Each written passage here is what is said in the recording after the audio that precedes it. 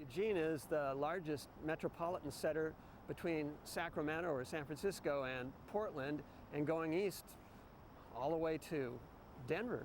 So it's a main center for education and health. You have hospitals, you've got the schools. It's kind of a transportation center a little too. But because of the beautiful environment and all the recreational opportunities, to this day it's still a really outdoorsy place, as you can see just from the river and the trails around here. Welcome to Eugene, Oregon on BookTV. In cooperation with our Comcast cable partners, over the next 90 minutes, we'll travel the city to talk with writers about Eugene and the surrounding areas. And we'll also hear from local authors whose books help tell the story of our nation. First, we hear about counterculture writer Ken Kesey. We're here at the University of Oregon campus. We're in the Knight Library in Special Collections and University Archives. And at the moment, we're in the Ken Kesey classroom of Special Collections and University Archives. Ken Kesey was an Oregonian. He lived in Springfield, Oregon, and attended the University of Oregon. He wrote two of the great American novels, One Flew Over the Cuckoo's Nest and Sometimes a Great Notion. His papers are here at the University of Oregon because he wanted his collection to be here. He felt that he was an Oregonian, he had so many experiences here in Oregon, and he felt that it was the right thing for the collection to be here in his alma mater. Today I brought out a number of different examples of manuscripts that are included in the collection, and that includes things like correspondence, his artwork. He was not just a writer but also an artist, so we have examples of his artwork. We have literary manuscripts in the collection. We have a diary that he kept when he was an undergraduate at the university, which is just a fabulous resource about what his experience was like when he was a student here at the university. Because he was a student at the university, we have the student yearbook, and he's represented in the student yearbook, the Oregana. So the collection is really rich in both depth and scope in terms of the documents that we have in the collection that really illuminate his life and his work. The correspondence reveal things that were happening to him at the time of the writing. They talk about his relationships with other people in his life. They're just a very exciting collection of primary sources that can help the scholar learn more about Ken Kesey. Ken Kesey had an outgoing personality, and that's reflected in the student yearbook. He was very involved in a lot of different student activities. This is the Oregana from 1955. And he was a performer, and one thing he did was he was a ventriloquist, and here's an example of him with his dummy doing a performance. He was also involved in other student activities. He was a contributor to the Oregon Daily Emerald, the student newspaper, and he participated in a number of different student groups as well. He was a member of the Beta Theta Pi fraternity, and here he was a member of the student organization, the Druids. It must have been a student club of some sort, and here he is at that time, and this is from the 1956 Oregana. When he was a student, he was always writing in some form or another. When he was an undergraduate, he kept this journal, and here it says KK, and it's very extensive and detailed, and so this is really a great primary source for anybody doing research about his experiences when he was a student at the university. You know, talks about sports events, talks about his relationship with Faye. He met her when they were both in junior high, And then they married when they were at the University of Oregon. Let's see, it was 1956 when they got married. Yeah. After he graduated from the University of Oregon in 1959, Ken Kesey went down to the Bay Area to study creative writing with Wallace Stegner and later Malcolm Crowley at Stanford University in the creative writing program there. When he was there, he wrote extensively with his friend Ken Babbs, and here are just a sampling of the letters that we have in the collection. This is an early one from summer of 1959. Somebody who was an undergraduate at the University of Oregon came to our repository in 1998 to read all the letters, and then he did annotations about each of these letters. So not only does the scholar have access to the original letter, but they have these annotations and abstracts of the letters that tell the researcher detail about like who the people are in the letter that Ken is talking about. And so, wow, together, this is just a fabulous resource for researchers gathering information from the letters. Scattered throughout all the letters are details about what he's doing, things that are happening personally to him. They adopted a daughter, they had a baby. He talks about Faye's work in the library at Stanford University. Just all different kinds of personal information is presented in these letters. This is a letter that he wrote to Ken in the summer of '59, and he had his dog sign the letter, which I think is really cute. This is the original manuscript for One Flew Over the Cuckoo's Nest. This copy begins with page 2. We never received page 1, so this is the earliest manuscript for One Flew Over the Cuckoo's Nest, and you can see editorial marks and changes to the manuscript. Ken himself, as I mentioned, was a graphic artist too.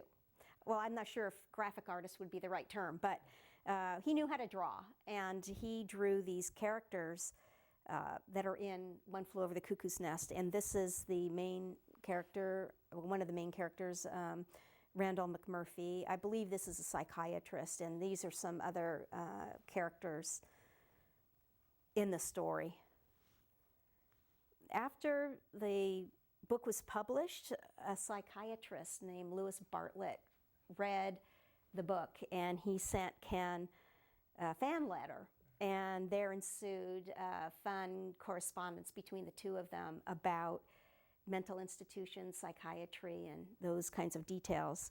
And in this letter is the first letter that the psychiatrist sent, and he's basically saying, you know, I found your book so well written, I really enjoyed reading it. And then Ken writes back, and in Ken's letter he mentions that he really wanted to know how the patients experienced electroshock therapy because he wanted to get his representation of it right in the book. And so he's telling Dr. Bartlett that he had a friend rig up electroshock therapy treatment for himself, and that he actually experienced it, and he concluded, yes, it was terrifying, yes, it was horrible, and so he was able to portray that well in his book. And Dr. Bartlett writes back, horrified that he actually had done that,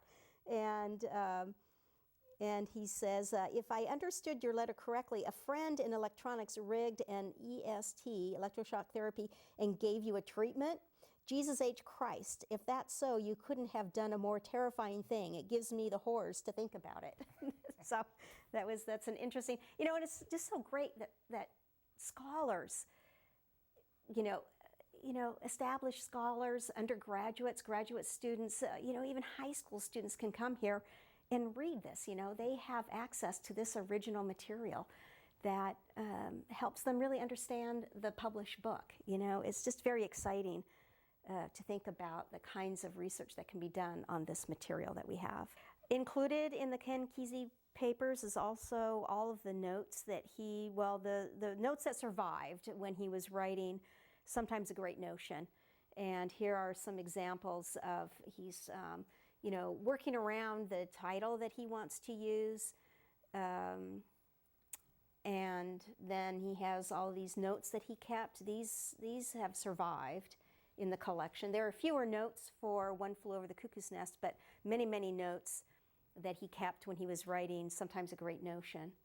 And right here on this document, it's just very exciting because he's making a list of things that he's got going on in the story, and he wants to, at least write them down and categorize them so he knows exactly how he's carrying on the story.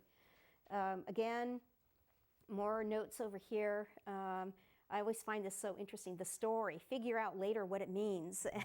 And how that figured into his writing process, I'm not quite sure, but, and then, try to make Hank give up. This is the cry.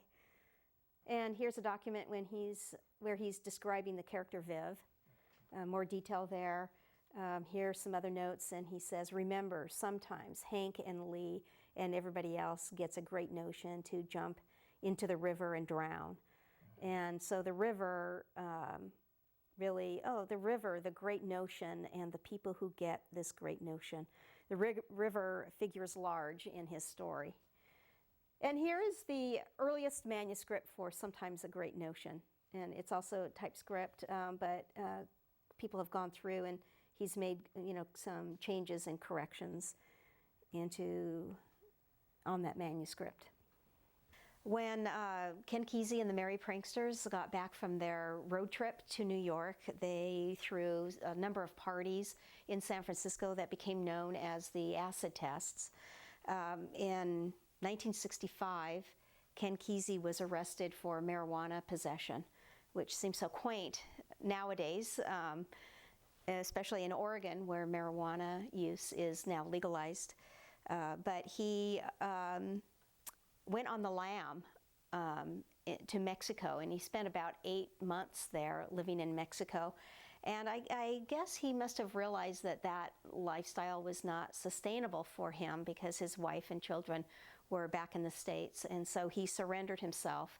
And his conviction was to spend, I think, about 5 months in the San Mateo County jail. It was really a work camp. And while he was there, he did some writing and some artwork. My understanding is that the prisoners were not allowed to have paper, pencil, pens, colors, and paint and so on, but friends smuggled in those supplies to him. So in the 5 months that he was there, he wrote about his experiences into sheets of paper. And so he created some of the material while he was in the jail. And I call it the jailhouse manuscript. There survived 43 panels, which we have in our collection. And as you can see, they're day glow, wild colors. So he did some of the work while he was in the jail, and then after he got out, he put them together in this collage form. It's kind of like an artist book in a way, and so he, wrote letters to Faye. Those were pasted on. He talks about what they did during the day, what their work was. He talks about his relationship with the fellow prisoners. And again, my understanding is that this is the first time that he came to terms with his own racism, because most of the other inmates were African Americans. And so people have said that the jailhouse manuscript is really his effort to deal with his own racism. This has parts of the panels have been published into a book by Viking, but there's clearly a lot of research that can still be done on this work. This resource, which is it measures about 150 linear feet of material, which is quite extensive. So what we've shown here is just kind of like the tip of the iceberg for the Ken Kesey collection. And I guess one of the most important things for people to know is that this collection is an incredibly rich collection in both the depth and scope that reflects the life and work of Ken Kesey. And these primary sources, the documents that were created at the time something happened to Ken Kesey or something that he did, are essential to scholarship on Ken Kesey and his writings. So these materials are available for people to use. Any kind of researcher can come here to use the collection, and we're thrilled when people come to use the Ken Kesey papers.